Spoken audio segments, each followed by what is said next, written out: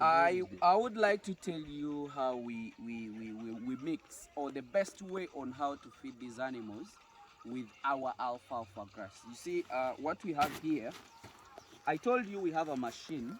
That machine, this is alfalfa. We chopped it, then after chopping it, we put it here. Because you know, when you keep alfalfa and you keep it in an open range, it always wilts, it always goes off, the leaves goes off, and then you stay with straws. And you know, when you give to the animals, the only thing they want from it is always the leaves. I think the leaves have the tasty, maybe they have the best taste. So what we do, like for us who want to utilize everything that we have, we get this alfalfa the way it is, we wilt it very well, then we crush it. Then after crushing it, we store it. Then we store it maybe here, you can even store it the way you want. Then what you do, you mix it with chroris. This is also chroris gayana. I think you remember what chroris gayana is. This is chroris gayana. So chloris, we also crush it in these small particles. And then we mix the two together, and then we put in the molasses. I think you know the molasses, I've told you many times over molasses. That's the residue on the sugarcane factory. So we mix it together, and then we put in molasses. Molasses, we dilute it to the taste that we really want, and then we immerse in the two, the alfalfa and then the chloris, and then after putting it there, we take it to the animals. So when we reach the animals, we put in even our the sugar graze silage. You get it? So that is how. So this is very sweet because it has molar smell. It has chloris, it has alfalfa, and it has a taste. Remember that molas is really very sweet, and animals really love it. When you check in my videos on YouTube, you check how to teach animals how to eat molas. You might bring the molas and give it to the animals and they don't eat it. But I taught you how to teach your animals eat the molas. Then after those animals learn how to eat molas, you can give them whatever you want as long as you put on molas.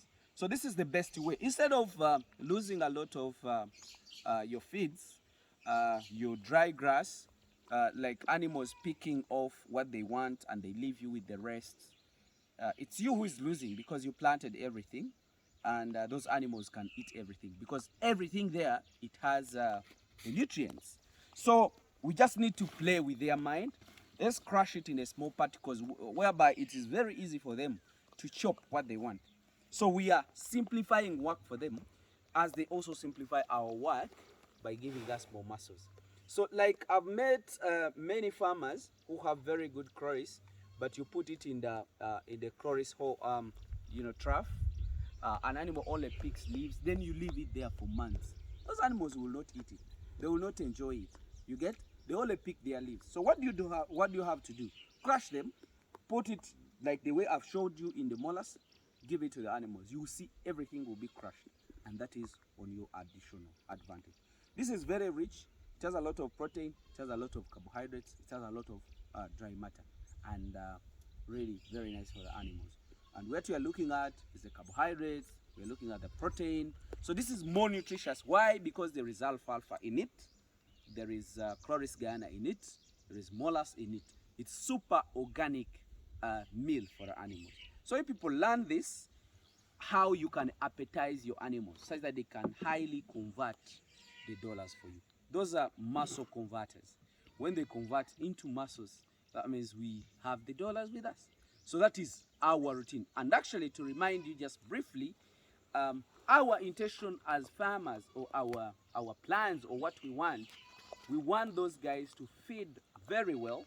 They convert for us the muscles, and then they give us dollars. And that is our motive. Our motive is dollars. But we get it through the grass into the muscles, from the muscles into dollars. That is how we can do it. So this is the preferably best way of feeding your animals with dry matter. You can even put some in the troughs, the raised troughs, or you tie it up, so that they can exercise and stretch the way they want, like in their nature of browsing. But the real concoction is in the trough. We don't lose here, we benefit more because all the grass that we produce is utilized. Let me just wish you the best. These are all my silos. I've not handled them. These are silos for sugar grass silage, and this coming week I'm again going to reharvest. I told you that we harvest it every after 2 months, so I still have food in reserve, but I'm again going to harvest more.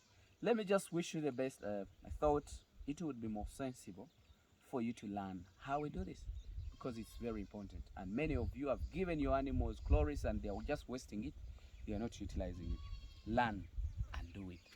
I really love people who are too practical. Let me just wish you the best. Bye.